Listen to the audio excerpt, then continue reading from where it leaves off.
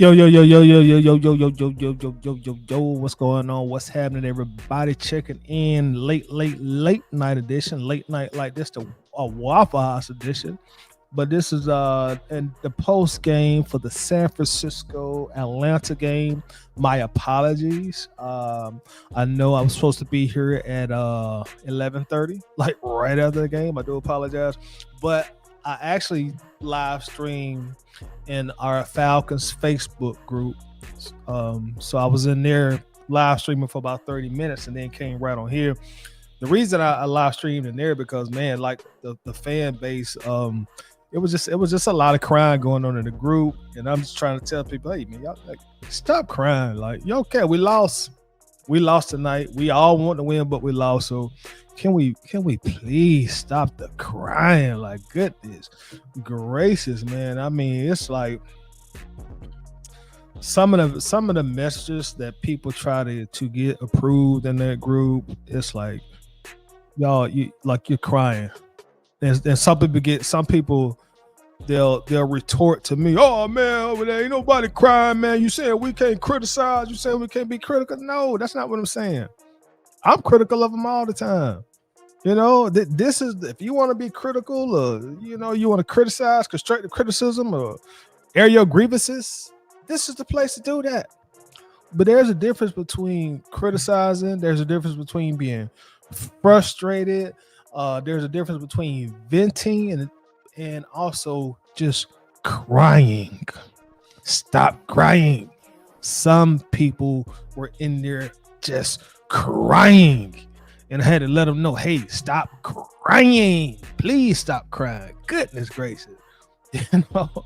I'm frustrated too. I'm perturbed. I'm agitated that we lost, just like you are. But stop fucking crying. That's the difference. Stop crying. And some of the messages that people try to get off in there, man, it's just like come on, man. Like you cry. You act like we just lost to the Jets or somebody. We just lost to the Saints or somebody. Like, that wasn't no piece of shit team that we lost to tonight with a piece of shit coach. Y'all know, outside of what happened in our Super Bowl, man, y'all know Kyle is a great coach, great offensive mind. So stop the crying. Like, I don't know, man. I just had to go in the group and talk for like just 30 minutes, man, because people just like, and the thing about it, the Buffalo game last week, they were crying about that game. We ended up winning that game. When it looked like Buffalo was about to come back, they was in there crying about that. So I'm like, man, like, bro, boy, y'all, for this fan base, goodness gracious, get a grip. I know it's been a minute since we won, but goodness gracious, stop crying. Please cut out the cry, man. Lord. But yeah, we go to San Fran and we lose. What the score was? I think the final score was 20-10. Now, this was a game that San Francisco pretty much dominated us on both sides of the line of scrimmage. And I really think that's where the game was decided at, because they were able to get their running game going early and often. Whereas opposed to us, we could not establish our running game. They obviously won the time of possession, 32 minutes, 10 seconds. We held the ball for 27 minutes and 50 seconds. And they really just did what they want to, running the ball on us. And that was really the first time this year that a running back just got off on us like Christian McCaffrey did. And shout out to Christian McCaffrey. He's of course a future Hall of Famer. But he really did it to us tonight. I mean, he really, really did it to us tonight. The San Francisco 49ers had 174 rushing yards. That's the game right there. That is the game. That was a game that they won through physicality. They were way more physical than us. They pushed us around on the defensive line. They pushed us around with their offensive line. They just, they got it. They won the physicality battle, and that led to them winning the game. We only had 62 yards rushing as a team. There are some games that we do that in a quarter. There's some games that we'll do that in a play. but only 62 yards rushing for the entire game. And really, if a team, how our team is constructed in our scheme and how we like to play football in 2025, if you hold the Falcons to 62 yards rushing in the game, you probably got a 95% chance of beating us. That's just how our team is constructed. You know, we rely on our running game. We rely on Bijan a great deal. You know, we rely on the running game a great deal. That's just how we built. That's just how we built. You know, that's our most talented player on offense, so we lean on him a great deal.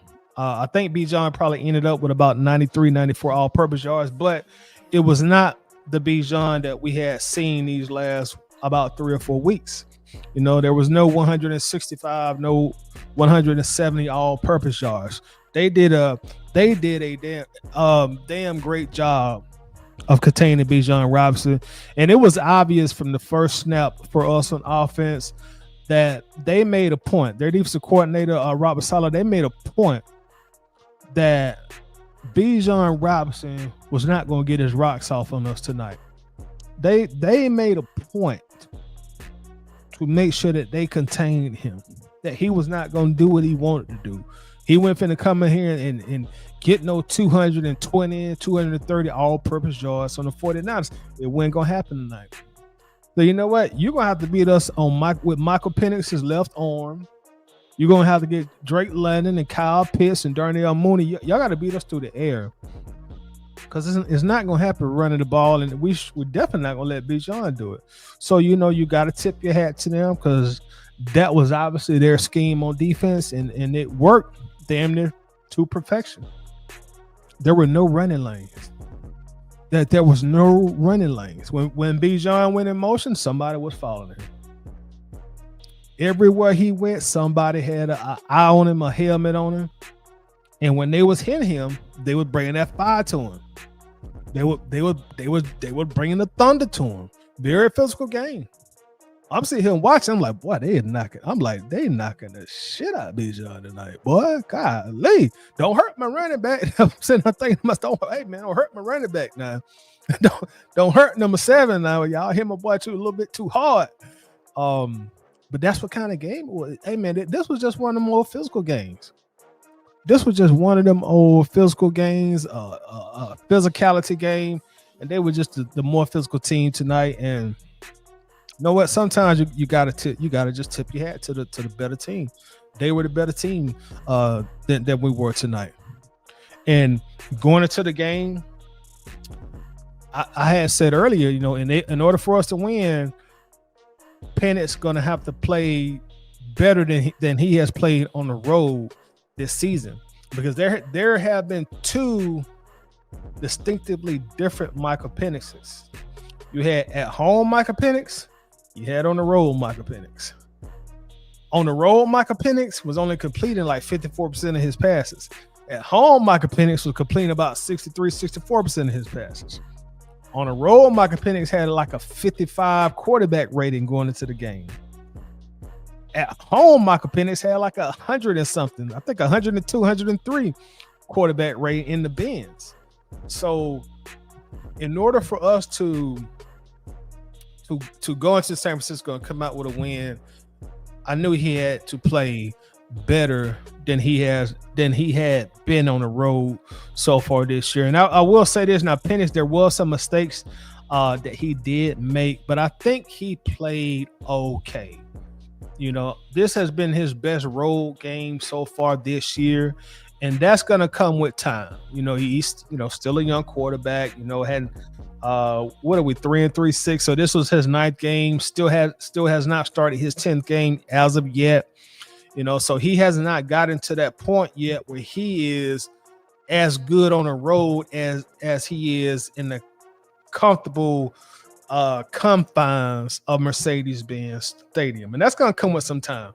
Hopefully he can hit that point before the season's end or sometime early next year, but he just isn't there yet. He did have 1 passing touchdown to Bijan Robinson today, but you saw some mistakes, you know, when he got the intentional grounding that stopped us from putting possibly at least 3 points on the board. Although, even if we do kick the field goal, I really still think we lose the game because they controlled the entire game. You know, going into halftime, I was like, okay, they controlling the game, but we're still in the game. And I was saying to myself here watching the game at home, like, you know, they have controlled this first half. The game has not gotten away from us. We are still very much in this game, but they were in control of the game. I think the score was 3-13.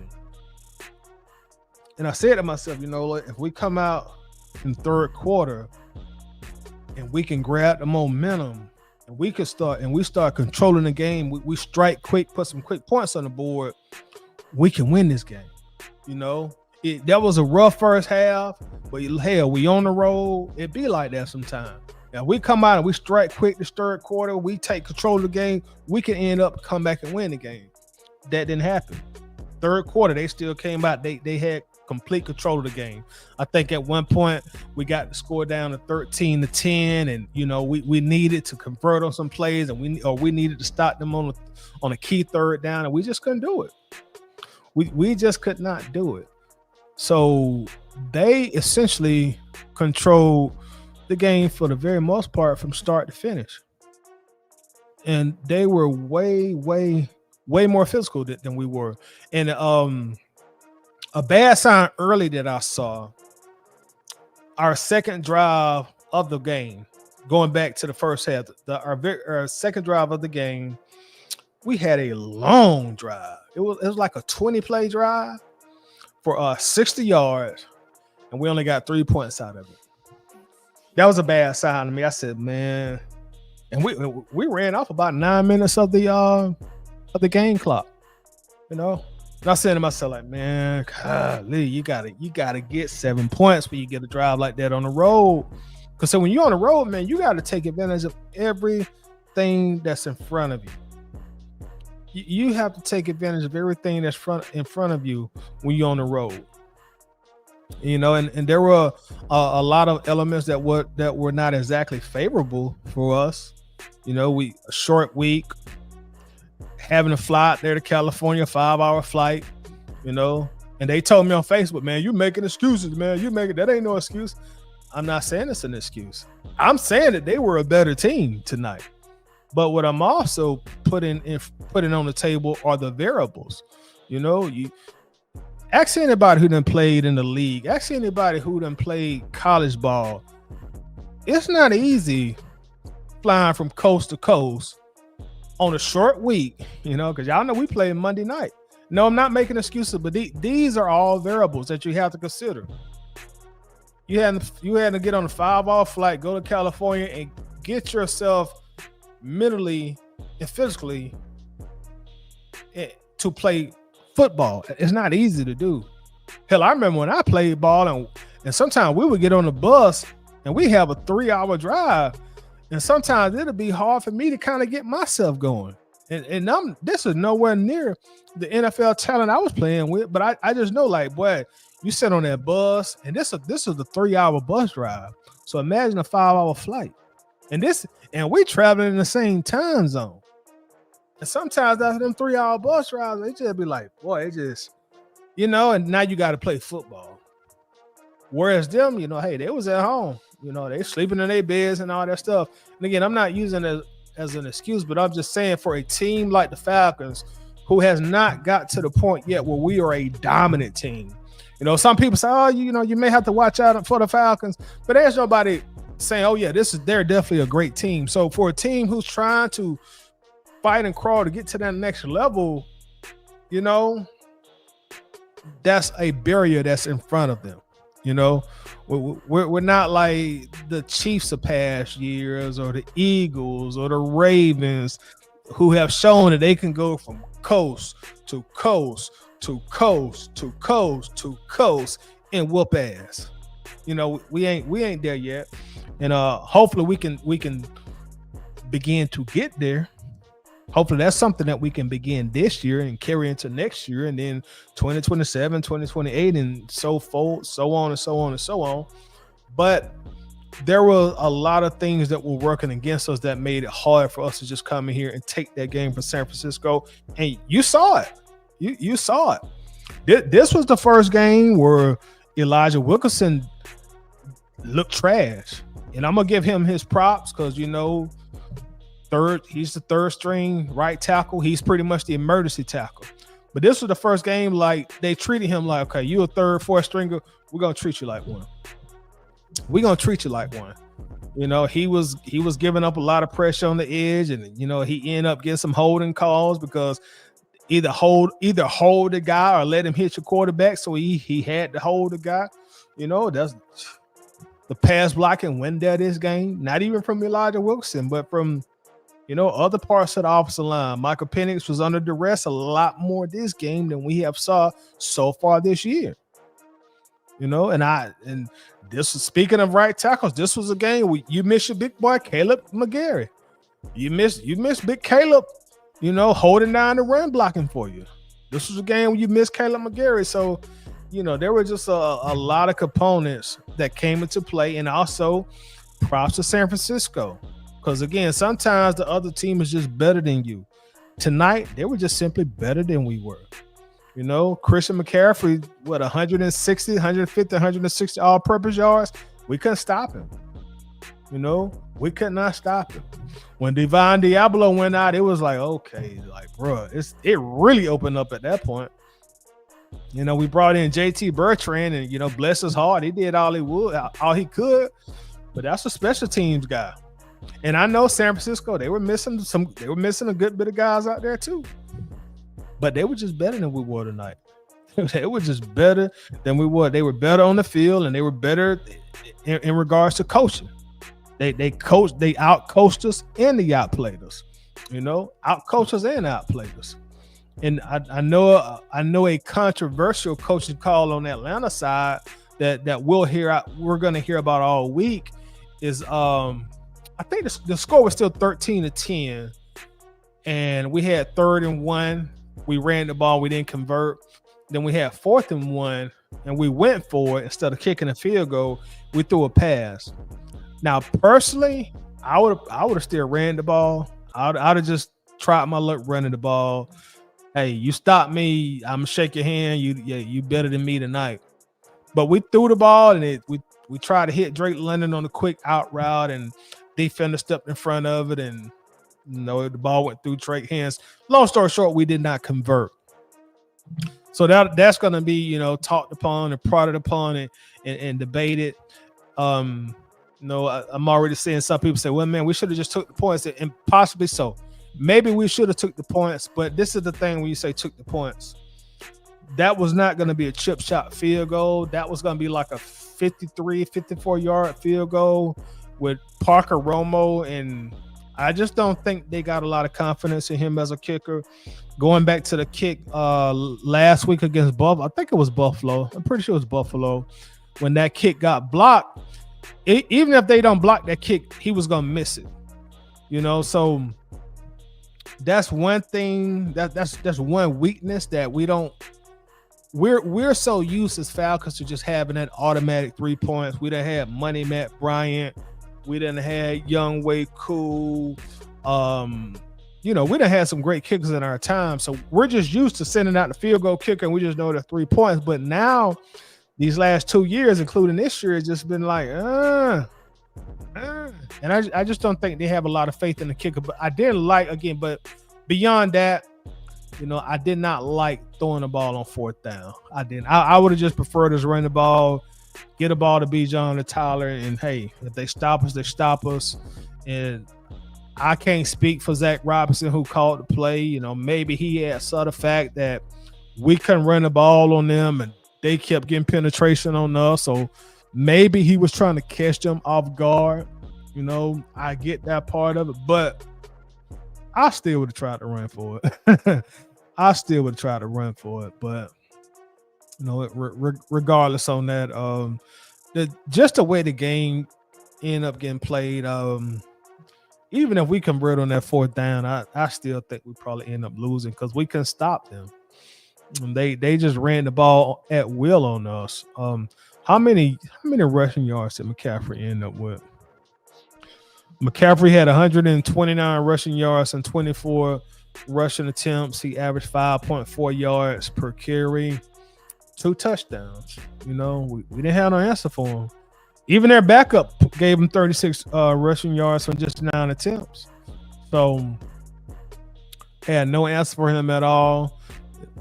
They didn't really do much on those passing the ball, and they didn't need to. You know, Mac Jones was 17 for 26, 152 passing yards, 1 interception, but they just they were just way more aggressive and way more physical than we were, and that's how they won the game.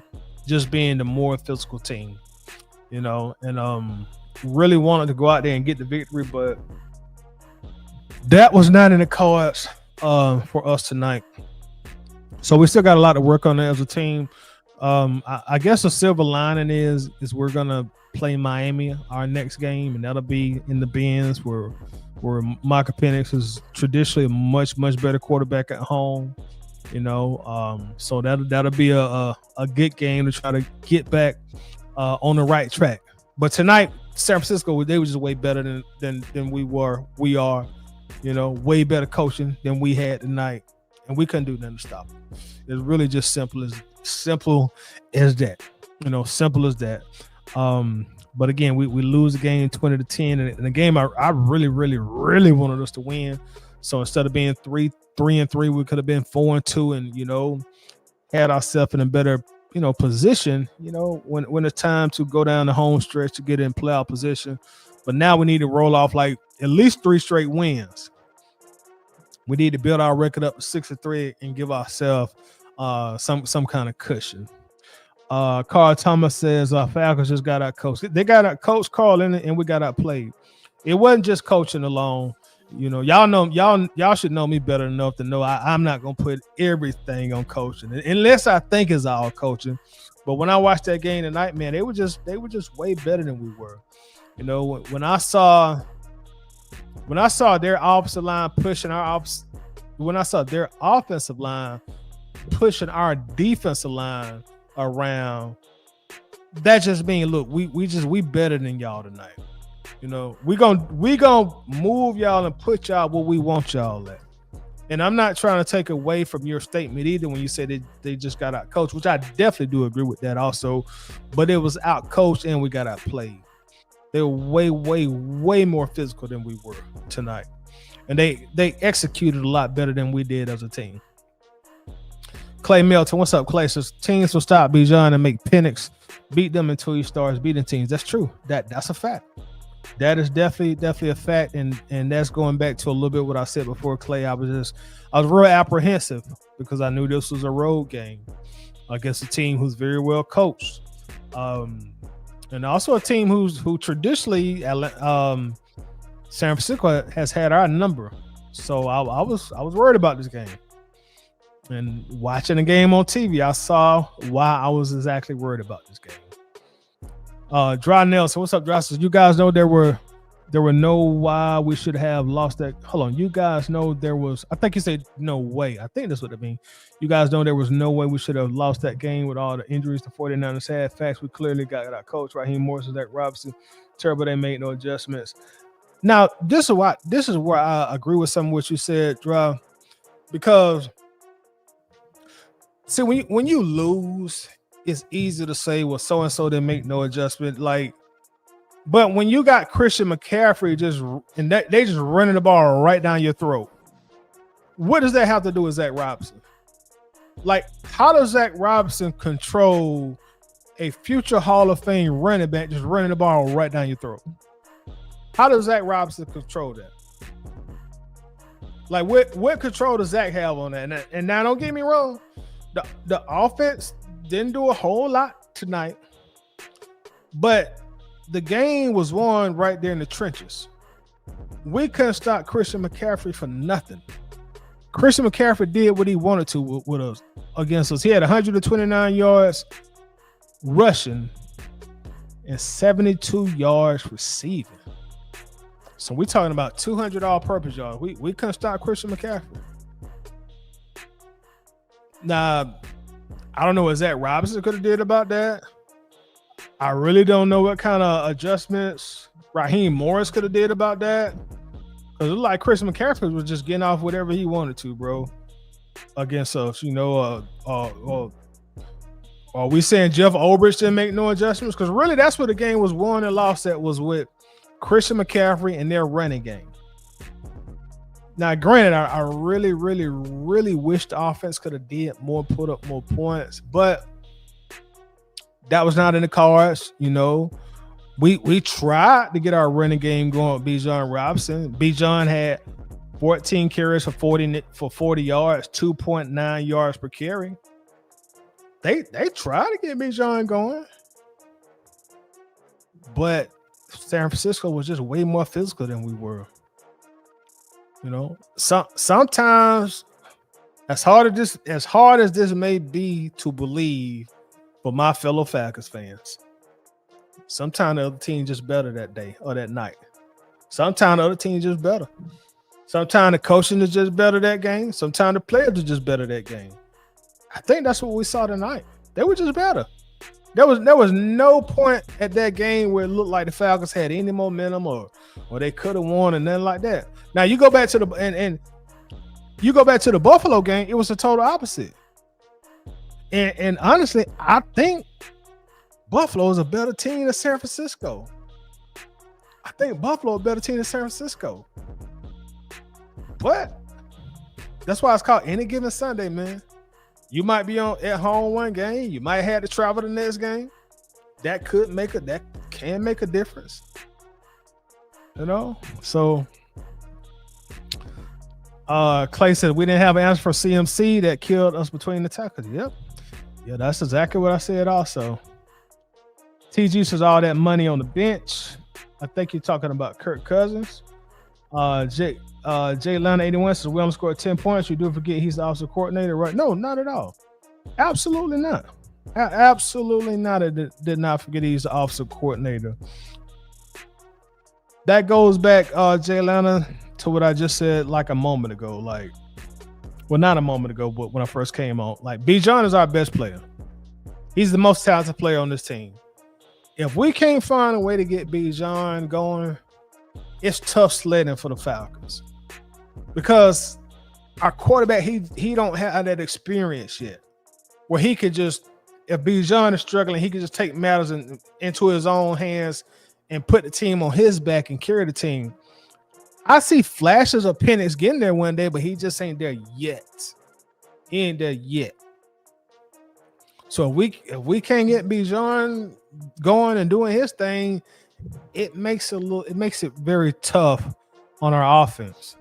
And some critics of our offensive scheme will say, well, if you stop Bijan, you stop the Falcons. Yeah.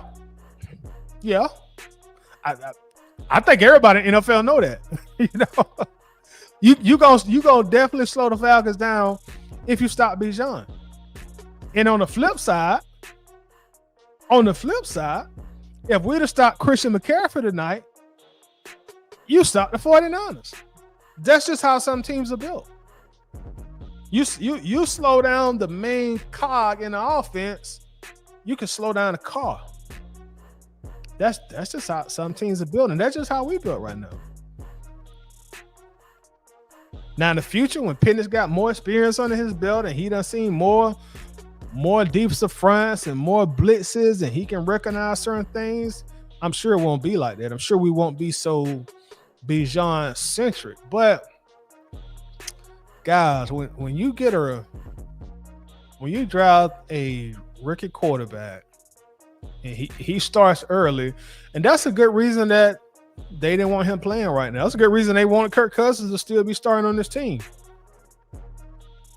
But when you draft a rookie and his first 10, 12, 16 starts, a lot of times there are growing pains.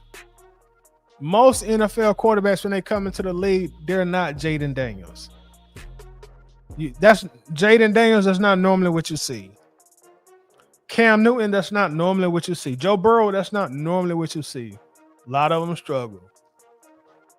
And I'm not saying Penix struggle, but a lot of them don't come out the gate playing Pro Bowl level football. A lot of them need help. That's why you try to get you a great running game around a young quarterback. You try to get him a reliable tight end. And that's common practice across the league. That's just not through the Atlanta Falcons. Strapped up. What's going on, Strap? I think Mike Penix might be injured. Kirk may be starting the next few games. What you think about that, bro? I saw that toward the end of the game. I did see that. I hope he's not hurt. I certainly hope not.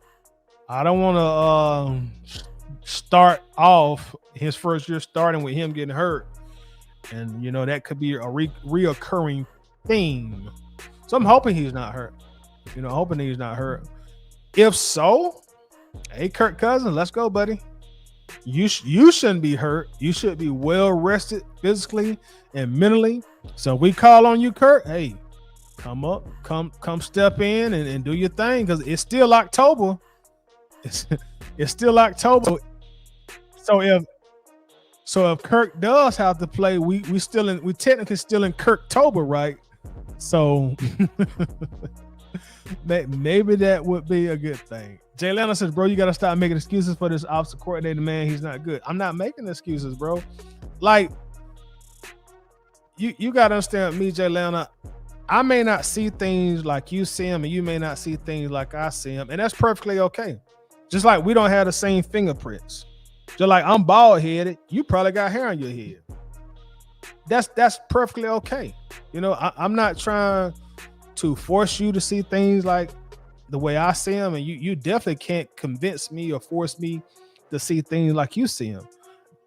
I'm one of the very few content creators who don't get behind the mic and blame everything on coaches, bro. I don't. I've said it plenty of times, players play and dogs gonna bark, bro. You know what I'm saying? I'm not one of the ones who just gonna put every single thing on the coaching staff. I'm not gonna do it. Now, if it ever get to a point where I feel like we got dog shit coaches, I'll say that. But if I'm watching a game and I see my quarterback stepping back and he is under duress because they are creating pressure on defense, and my quarterback is under duress, I'm gonna take that into consideration when I do analysis. That Buffalo game, go back and look at the Buffalo game. Go back and look at the game tonight. Penix had way more time to set his feet and think in the pocket. So that's one aspect to look at. I mean, is that coaching that the guys can't block this game, or they didn't block well one game? I mean, is it coaching that we can open up any running lanes for Bijan and Tyler tonight? I mean, is that solely coaching, or is that just the players? Their players got the best of our players. Is some of the issue coaching? Yeah. And some of the issues is the players also. So I'm just not the content creator that's gonna blame everything on coaching, bro. I'm really not. I didn't do it. If you go back and look at some of the old videos when Arthur Smith was here, I didn't blame everything on Arthur Smith either. Because players got to make plays. In any element, players got to step up, and they still got to make plays. Jalen said, of course, we can't stop Christian McCaffrey. You do realize we only scored 10 points? Yeah, I realize we only scored 10 points. I do realize that. We only scored 10 points. I did watch the game, Jalen. I did watch the game. If San Francisco wanted to push the issue, they could have scored. They probably could have scored more than 20 points. They were just a better team tonight, bro. They were just the better team tonight. I mean, it's just that simple. How many games do you expect to win in the NFL scoring 10 points? I don't know. You tell me. Like, you act like you upset at me because we lost. I didn't get out there and play tonight, Jay Leonard. I wasn't the coach. You need to get you a press pass and go ask the players and the coaches these questions that you're grilling me with, bro. I'm just giving you my opinion. You ain't gotta like it. Honestly, you ain't gotta respect it. But it's my opinion. You asking me play like I got out there and played tonight, bro. I didn't play right tackle tonight. I went the center. I went Bijan. I went Zach. I went Raheem. I went Jeff Ulbrich. You grilling me like I could went out there and played, bro. You got to get you a press pass and go out there and ask them coaches that, or them players. And I'm sure, you know, they'll give you maybe the answers that you're looking for. But I'm just giving you my opinion, bro. Clay Melton said, what was that supposed to call? They were selling out to stop the run. When Penix dropped back, he was getting rocked. O-line was getting whooped. I said that to him earlier, man. Peyton Manning struggled at first. Yeah, definitely, Carl. Peyton Manning, had 30 interceptions, I think, his first year. His first year starting. And that's a little bit what I'm saying, man. It's like when you get a young quarterback and he starts, you know, because at some point your quarterback got to start. If you start him as a rookie, okay, he's starting as a rookie. You start him his second year, okay, he's starting the second year. But he still is going to have to go through his growing pains. That's why I use the Jane Daniels example. Like that Jane Daniels stuff, that rarely happens. Like that's not a common occurrence.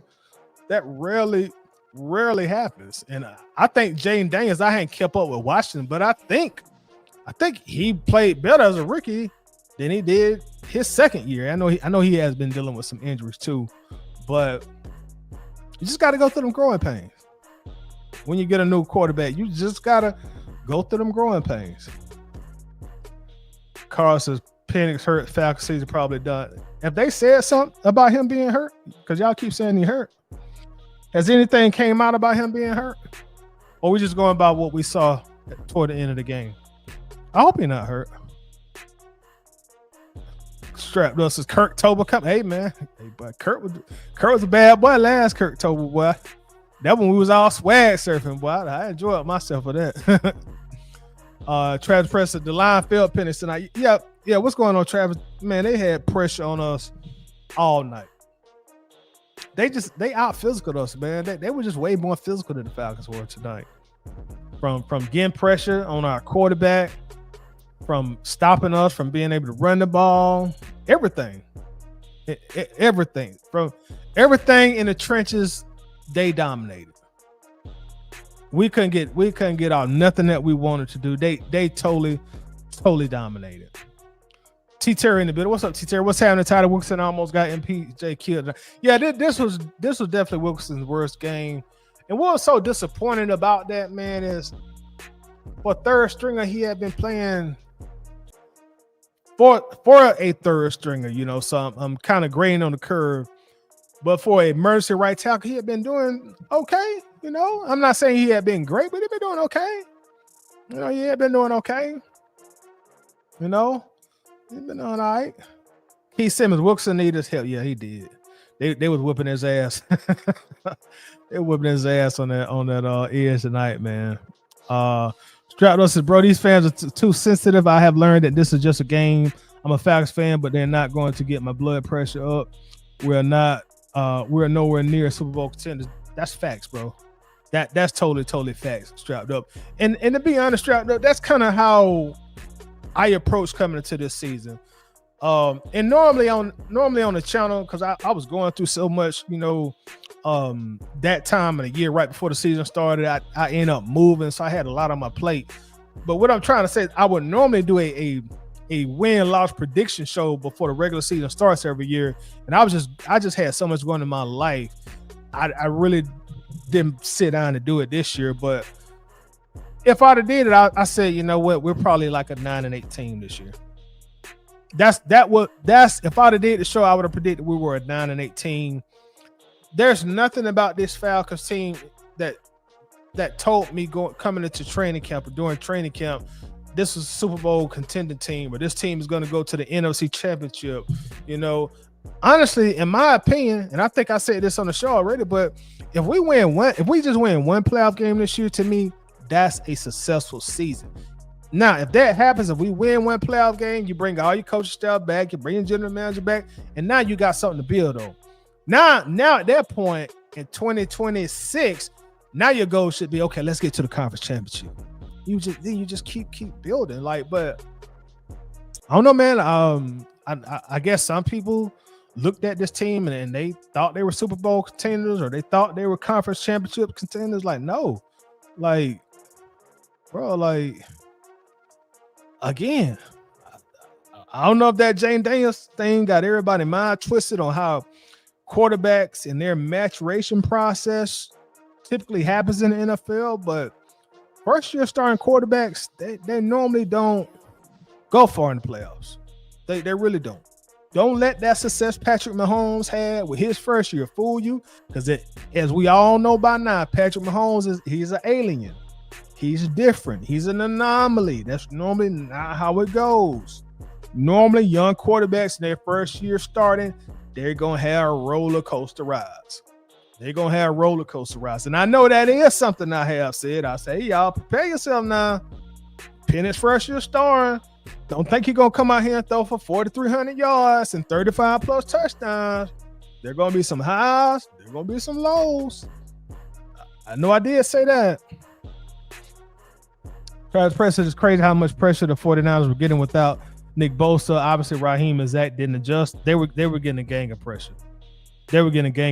And they just came to play. They just came to play. Their backup stepped up and they played great football.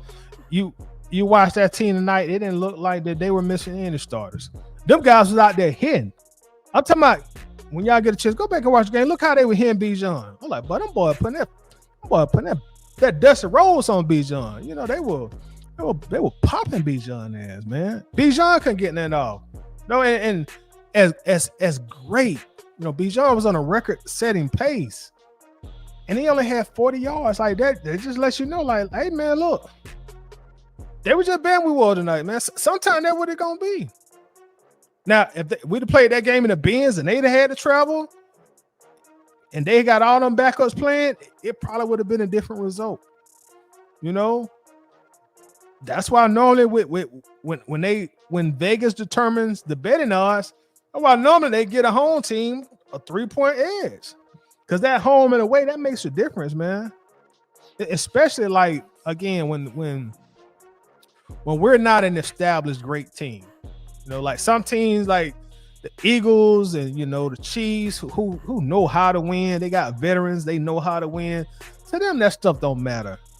But to like teams like Atlanta that's trying to get from the bottom and establish themselves and crawl to the top, that stuff affects us. Keith Simmons, we don't trust our kicker. No, we don't. It's obvious. Obvious we don't trust our kicker. T. Terry said, okay, good. That's great news. Great news. Stratos said, bro, we're not even getting to the playoffs with this team and coach staff. Now, if we don't make the playoffs, I think your boy Raheem will be let go. And I think there's a good chance Terry will be let go also. I don't know. If we don't make the playoffs, I don't see how they can bring the staff back. I really don't. I might be wrong. Guess we'll just have to see how everything plays out. Strato said, I stopped caring about the playoff topic. I just enjoy watching the game. See, you smart. Strato said, man, I'm not finna let these Falcons worry me, bro. I ain't finna let these dudes bring my blood pressure up. If they win, I'm happy. If they lose, it ain't the end of the world. T. Terrace's Falcons in third place behind it. Yeah, I saw Carolina. Who they beat tonight? Today? They beat the Jets today, right? Yeah, so Carolina done surprised people. Carolina now has a winning record, right? What are Carolina's record? Are they 4-3 now? I think so. Clay Melton says fans here were saying Penix was him at the end of the last season. Is way too. I think this is way too early to be saying that. You got to let it play out. You definitely got to let it play out, and that's what I meant when I was saying earlier, Clay. Like you see some glimpses with Penix, and then you also see the inexperience with Penix. You saw some of the inexperience tonight when he didn't get outside the tackle and still threw the ball, and it ended up costing us an opportunity to put 3 points on the scoreboard. That even though he is not a rookie, that's a rookie mistake. Even though he's not a rookie, that was a rookie mistake. Year 4, year 5 with Penix, he don't make that same mistake. He'll know, look, I got to get outside the tackle box before I throw this ball. Got my dollar or money to build a title. What's this team missing? Experience. That's what the team is missing. This team is missing experience. Because whether we want to accept it or not, this is a relatively, young is the right word to say. It's a relatively young team, but it's really a relatively new team. New quarterback. Although Bijan is great, he's still only in year 3. Drake London's still on a rookie contract. Devon Diablo, even though he's been great this year, he's new to the team. Leonard Floyd, new to the team. Rook Aruru, new to the team. Brandon Dorless, new to the team. So there's a lot of newness and first time playing with each other in the core components of this team. Coaching staff still relatively new to one another. Raheem Morris, second year. Zach Morris, I keep saying Zach Morris. God damn it. Zach Robinson, second year. So this experience. That's what this team is missing. This team is missing experience. You know, talk to us in another year and a half. Well, you know, we'll look totally different. We'll look totally different. When I say look totally different, I mean consistency from week to week to week. You know, we'll be able to go on the road and look like a playoff team. Like we didn't go on the road tonight and look like a playoff team. Keith Simmons says Diablo being out hurt us. It definitely did. Definitely did. Got my boy Millie Mills in the building. So Tyler, what's up with it, bro? Hey, chilling like a villain, man. Chilling like a villain, man. Wishing that we won tonight, Millie Mills, but it is what it is. San Francisco was obviously the better team tonight on the field, and also a better coach team as well. We just can't slip up against Miami at home. Now we slip up against Miami at home, and even I'm gonna have a different tone about the team and the outlook about the team. But it is what it is, man. It's almost 1 a.m. here on the East Coast, man. I just want to pop in and give y'all my spiel about the game. I'll try to come in tomorrow, man, and maybe do some player grades, may watch a little bit of film. We shall see. But I'm gonna end it on that. Falcons lose tonight 20-10 to the San Francisco 49ers. I appreciate y'all rock with me, and I'll try to come on tomorrow. Y'all be good. Have a good night.